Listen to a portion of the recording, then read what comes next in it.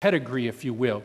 And what is really unique about it is not that he does that, but that there are 5 women who are listed in this. And I chose to speak on who these 5 women are, because most genealogies that we have in the Bible do not include women. They're all patriarchal. And so, for some reason, Matthew incorporates these 5 women into his genealogy, and it's meant to kind of catch us and say, why? And not only that, but the women that Matthew chooses to include are not the ones you would typically expect that would be in there. These are not ones that if I were to come along and say, who is Tamar, you would be able to come up and say, oh, that's this one, But if I, came across with who is Sarah, you might be able to, huh? Today we are going to be looking at the woman who is named Ruth. And it comes from chapter 1, and it talks about Aram, the father of Abinadab, and Abinadab was the father of Nahshon, and Nahshon the father of Salmon. And Salmon was the father of Boaz by Rahab, and Boaz the father of Obed by Ruth. And so we hear Ruth. First thing we need to understand is there was a famine at the time of the judges. That's the time frame, the time of the judges, okay? And there was this famine that hit, and people were suffering. And it must have been quite bad, because we hear that Elimelech and his wife Naomi and their 2 sons decide to leave Bethlehem and go to a foreign country, the territory of Moab, to try to find somewhere where the famine was not as severe and they could survive. They had to leave everything. And so Elimelech takes his family and moves them into this foreign land. Then we hear that it wasn't much longer before Elimelech dies, leaving Naomi and her 2 young sons in this foreign country all by herself. We also need to continue to remember that because this is a heavily patriarchal society, that women, widows, orphans, without a husband, oftentimes were the poorest of the poor, left to beg or do other things just to be able to have money to provide for food for their families. Without her husband there and these 2 children, even though they have survived this famine, her life was in great peril. She was struggling. But we don't hear a whole lot about that until her boys grow up. Somehow she survives. The boys grow up, they get married to beautiful Moabite women, and everything is good. Now her boys can take care of her.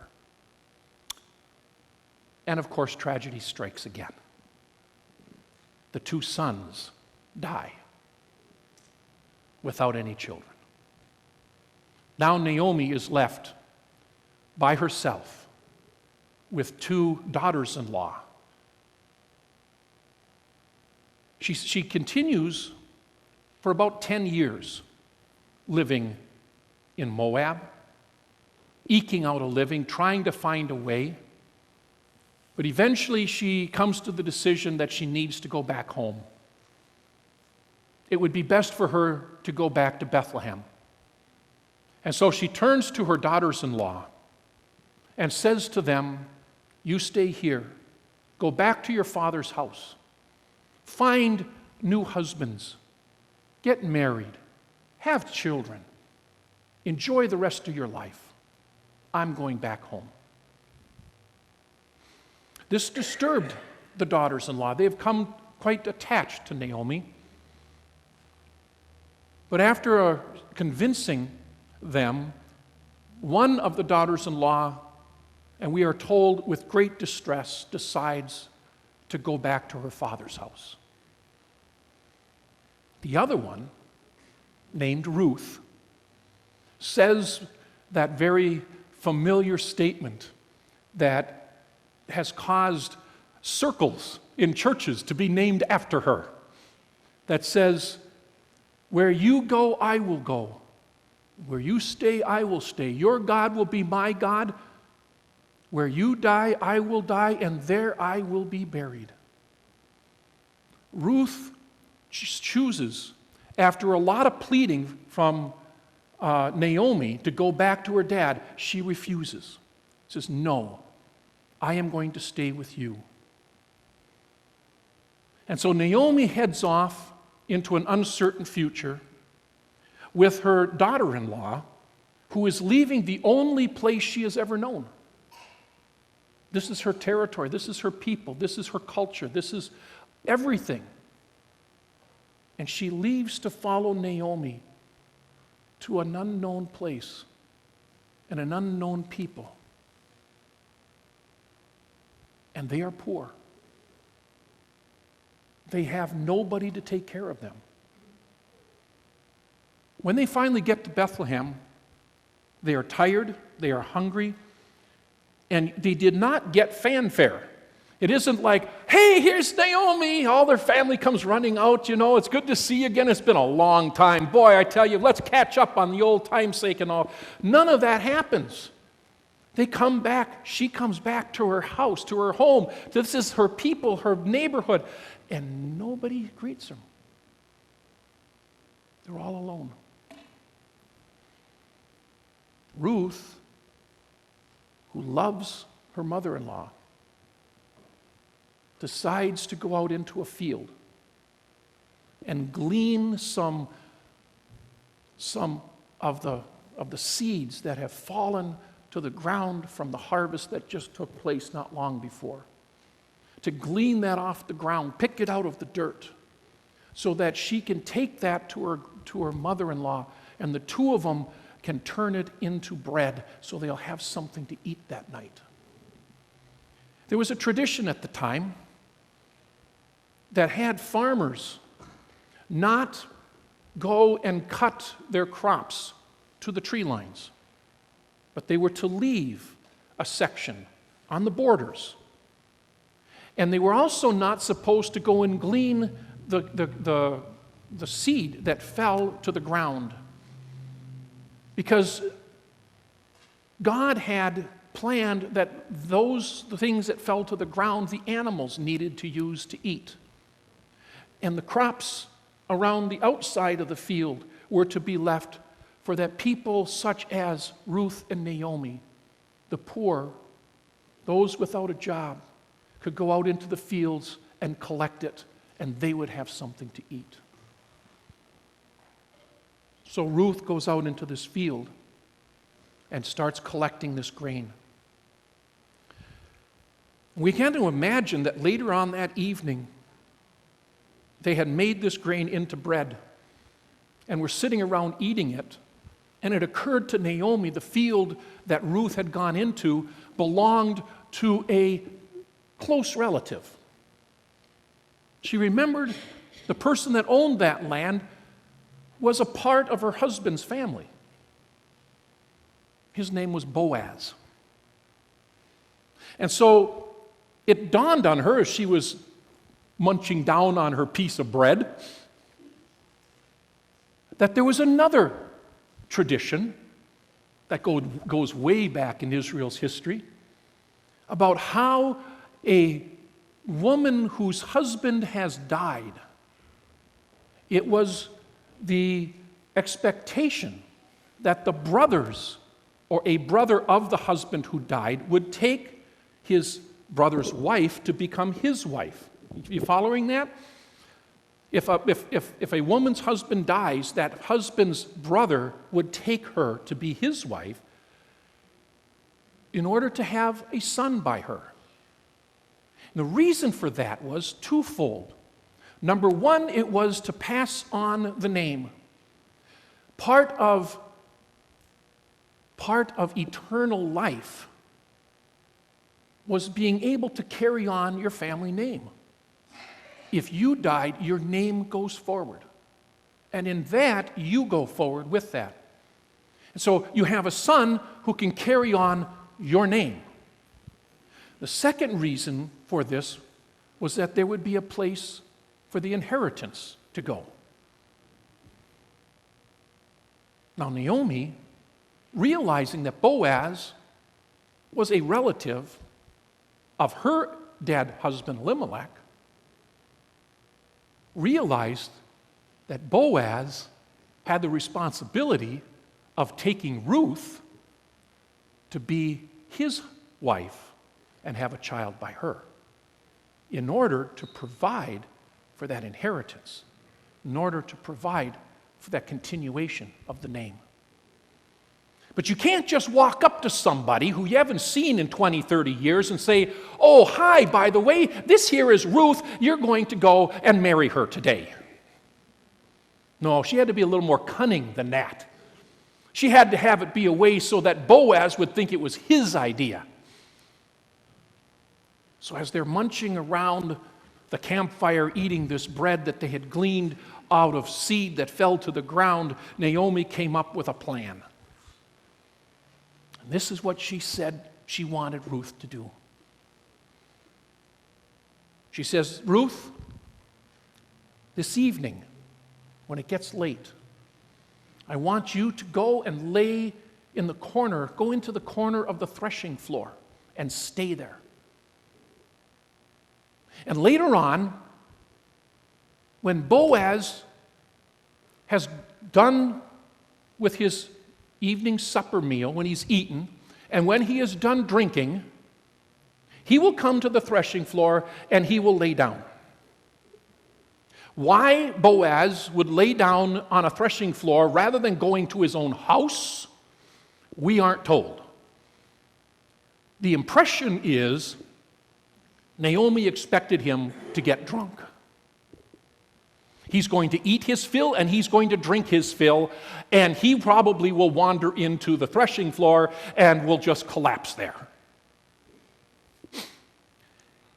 Now, the next two things I say get a little dicey. This is where some of you guys will keep coming back to me in these stories because this is where it gets good. There is more to the story than just what you read. Because we have missed a lot of the innuendo that's in this story. You see, the idea of a threshing floor is more than, just so you know what it is, the threshing floor, there was a big grinding wheel, and then there was a millstone. You would throw the grain on the grinding wheel, and you would often have oxen or whatever pulling a lever that the millstone was against around and around and around on top of this grinding stone, and it would take the husks off of the grain, and the chaff and the husks and all that would go to the ground, and you would take up what the grain, the seed, the kernel, and that you would then take into your storage room or whatever. So the threshing room, the floor was filled with husks and chaff and all of that stuff. Pretty soft to lay on. But what we don't realize often, what people don't understand often, is that the idea of the threshing floor had another meaning in the Bible. Because in the Bible, there is references to the threshing floor as being a place, and this is where the kids have to cover their ears, of sexual activity. In Hosea chapter 9, verse 1, we hear Yahweh declares, "Do not rejoice, O Israel, with joy like other people, for you have played the harlot against," I got to get the quote, "against your God. You have made love for hire on every threshing floor." They have prostituted themselves on the threshing floor. Israel would have known this innuendo. In Isaiah chapter 47, verse 1 and 2, it says, "Come down and sit in the dust, virgin daughter Babylon. Sit on the ground without a throne, dear daughter Chaldea. For you shall no more be called tender and delicate. From the millstones and grind meal, remove your veil, strip off your robe, uncover your legs, and pass through the river." Naomi told Ruth, when it gets dark, go to the threshing floor and wait. Boaz is going to come, and he will be filled with food and with drink, and he will lay down and he will go to sleep. And here's what I want you to do. He said, I want you to uncover his feet and lay by his feet. This is where kids have to cover their ears again, because this story is filled with innuendo. Feet don't necessarily mean feet. For you and me, and for some, that's exactly what it says, and that's exactly what it means.